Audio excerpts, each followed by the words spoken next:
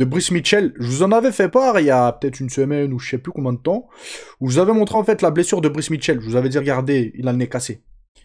Mais les gars, là, il y a une vidéo qui vient... Enfin, c'est la même vidéo, en fait. Mais j'avais pas calculé. Et en fait, Brice Mitchell demande de l'aide, d'accord? Soit à des chirurgiens ou à des docteurs, etc. pour lui remettre le nez. Parce qu'il a pas l'argent pour le faire. Il explique que c'est à peu près 2000 € pour qu'un docteur lui remette son nez droit. Et il demande de l'aide aux gens, en fait. Ou si un docteur pourra lui remettre gratuitement. Parce que les assurances, les trucs, machin, c'est hyper cher aux States. Et les gars, vous voyez? T'es bon à l'UFC, enfin t'es bon. T'es pas au plus bas, t'es pas dans les chiottes de l'UFC. Mais les combattants ont quand même du mal à s'en sortir, ils ont du mal à vivre. Pour tous ceux qui pensent que ouais, tu vis du MMA, tu gagnes. Il y a très peu de personnes qui arrivent à vivre du MMA, les gars. D'accord? RCR right now, I need my nose straightened out. I just got it broken. It's you can tell, you know, it's sideways or whatever, but dude, the doctors are so expensive. They're like $2,000 or so to set my nose. Please set my nose back straight for free. If you could fix my nose for free in Searcy, Arkansas right now, send me a message and I'll probably go to you instead of the doctor because this is probably going to be like thousands of dollars and it'll just have to be pulled and put back straight, you know. So if y'all can help, let me know. Thank you. C'est une dinguerie quand même de se dire qu'en 2025, vas-y, on va dire bientôt 2026, il y a encore des fighters qui sont dans la plus grosse organisation mondiale et qui n'ont pas l'argent. S'ils se blessent, les gars qui n'ont pas d'assurance, etc. Donc Francis Ngannou était revenu sur ça par rapport aux assurances. Il faut que les combattants soient assurés, machin. Et là, on voit les gars qui c'est chaud, c'est grave même. Donc on a la Masvidal, les amis, qui est revenu sur le cas Islam Makhachev et il a dit qu'actuellement, le meilleur combattant au monde à l'UFC, du moins à l'UFC, c'est Islam Makhachev. C'est pas Khamzat Chimaev selon lui, c'est pas je sais pas qui, c'est Islam Makhachev. Et il a dit quoi? Je pense que Islam Makhachev est le meilleur gars sur le tapis, sur le sol. Les traductions elles sont mauvaises. Donc au sol en gros. Une fois qu'il a amené le mec au sol, personne n'a de meilleur contrôle au sol ni de meilleure soumission au sol que lui. C'est un vrai cauchemar. Voilà, c'était lors d'une interview. Voilà. Donc il a dit ça. Est-ce que vous êtes d'accord avec lui ou pas? Niveau soumission, moi, je pense que c'est l'un des meilleurs, les gars. Quand on voit qu'il a soumis Oliveira, etc., c'est... Ouais, c'est quand même... C'est du haut niveau, les gars, c'est du haut niveau. On continue, les amis, bah, justement, avec Oliveira, qui veut la ceinture BMF en affrontant Max Holloway. Et par la suite, les gars, il veut réaffronter Ilia Topuria pour le titre. Mais... wesh. On dirait il est seul dans la division, lui. Vous voyez? Tsarukyan, personne parle de lui à chaque fois. Donc il a dit quoi? Mon objectif est de combattre pour le titre BMF contre Holloway. Et si je gagne ce titre, je combattrai de nouveau pour le titre incontesté. Et Tsarukyan. Ah non, franchement, même s'il arrive à gagner contre Max Holloway et récupérer la ceinture BMF, les gars, faut qu'il fasse son tour. Il vient de perdre contre Ilia Topuria par KO énorme. Il y a Tsarukyan là, les gars. Là, il va refaire un combat. Tsarukyan, s'il gagne ce combat, c'est lui qui doit être le prochain pour le titre. Oliveira, il devra attendre, les gars. Qu'on est d'accord, les gars, avec ça. Parce que si Oliveira passait sous le nez de Tsarukyan, non, là, ce serait abusé. Là, ce serait trop grave, carrément.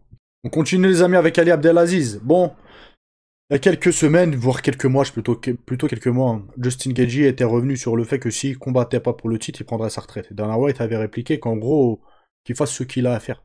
En gros, c'est pas un combattant qui va mettre la pression à Dana White ou à l'UFC. D'accord? Francis Ngannou, il a essayé, c'était gros star à l'UFC. C'est pas Justin Gaethje qui va mettre la pression à qui que ce soit. Donc je pense que ouais, c'est... Je sais pas pourquoi il fait ça en fait. Il essaye de mettre la pression, mais tout le monde s'en fout de Justin Gaethje, vous captez ou pas les gars? Donc là, il y a Ali Abdelaziz qui affirme que Justin Gaethje ou Gaethje, je sais pas, prendra sa retraite s'il n'a pas de title shot. Il a dit quoi? Gaethje ne reviendra jamais sur sa parole. Si Paddy passe devant lui, il prendra sa retraite et ne combattra plus à l'UFC. Donc on va suivre la situation pour voir si l'UFC va lâcher ou pas. Continue les amis avec Ilia Topuria. Il a fait une déclaration et il a dit quoi? Mon problème c'est que je voulais amener des gens avec moi au sommet alors qu'ils ne voulaient même pas me voir y arriver. J'aimerais savoir il parle de qui. J'aimerais savoir il parle de qui. Je me dis peut-être de sa femme vu qu'il vient de divorcer avec elle et tout. Il y a eu quelques tweets, machin, voilà. Peut-être de sa femme. Je sais pas les gars. Si c'est pas sa femme, je sais pas de qui il parle. On continue les gars avec Islam Makhachev et Jack Della Maddalena. Donc on a Ali Abdelaziz qui lors d'une interview a expliqué que Islam Makhachev actuellement, je le cite, il a dit quoi? Il est la meilleure version de lui-même en ce moment. Si cet Islam Makhachev combattait l'ancienne Islam Makhachev, il le battrait au premier tour. Ça, on peut pas savoir. Tout ça, c'est spéculation, les gars. Voilà. Il est grand et fort et en bonne santé et heureux. En plus, il ne souffre pas de perdre du poids. Il est très très fort et fait passer tout le monde pour un amateur. Il y a deux possibilités. Soit il vend Islam Makhachev là comme une terreur, voilà, histoire de mettre plus la pression, etc.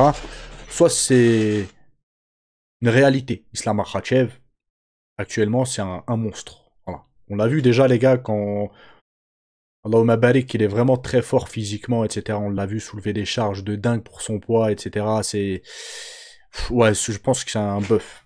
Après, les amis, je pense, encore une fois, que Jack Della Maddalena, c'est un vrai client, que c'est un gros gabarit, et que ça sera potentiellement le combat le plus difficile pour Islam Makhachev de sa carrière. Peut-être que je vais me tromper, peut-être il va, il va gagner le fight direct, mais ça, bref, c'est que spéculation, on pourra pas savoir, on verra le jour du combat s'il a lieu, s'il n'y a pas de blessure, s'il y a pas de truc, bref.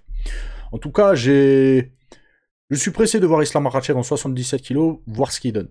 Et les gars, il y en a beaucoup qui le sous-estiment hein, en 77 kg. Beaucoup, beaucoup, beaucoup. Bon, avant de commencer, les gars, petite parenthèse, je suis contre tous les paris sportifs. Et j'invite personne à jouer. Même 1 euro, rien du tout. Vous ne jouez pas, les gars. D'accord? C'est le conseil que je peux vous donner. Celui qui gagne, c'est celui qui ne joue pas. Ok? Bref, petite parenthèse fermée, mais j'étais obligé de vous la faire, les gars, parce qu'on va parler de ça, justement. Donc voilà, c'est lui. Il s'est fait virer de l'UFC après une suspicion de combat truqué. Donc un combattant de l'UFC, viré après une suspicion de combat truqué, Isaac Dulgarien a été viré par l'UFC après avoir perdu ce week-end par soumission au premier round alors qu'il était donné largement favori par les bookmakers, etc. Avant le combat, une importante somme d'argent. Voilà. Donc les gars, bon, hein, dans un combat tout peut arriver. Même t'es un combattant professionnel, tu peux te faire soumettre ou KOT, etc. par un amateur. C'est très peu probable, mais c'est quand même quelque chose de possible, ok? On est tous humains, tout peut arriver. Entre humains, tout peut arriver, d'accord? Donc là, il semblerait qu'il y ait des suspicions, combat truqué, l'UFC l'a viré. Selon Ariel Helwani, encore une fois, le plus gros média de MMA au monde, ok?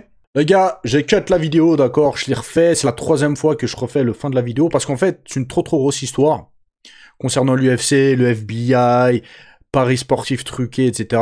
Il y a certains Français qui ont partagé le bail sur Twitter, d'accord? Et là, ce que je vous parle, ça fait des millions de vues. D'accord? C'est des 4 millions de vues, etc. C'est une très grosse histoire. Mais vu que c'est pas sourcé, de source fiable et sûre, l'info elle est pas sûre, d'accord?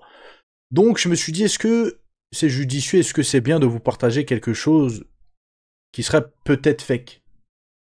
Donc les gars, voilà, j'ai supprimé la vidéo, et là je vous la refais, et je vous dis en fait ce qu'il en est. Je ne préfère pas vous le partager pour l'instant, d'accord? Parce que c'est une très grosse histoire, et j'ai pas envie de colporter des rumeurs, ok? J'ai envie d'être, voilà, honnête et sérieux, et pas, voilà.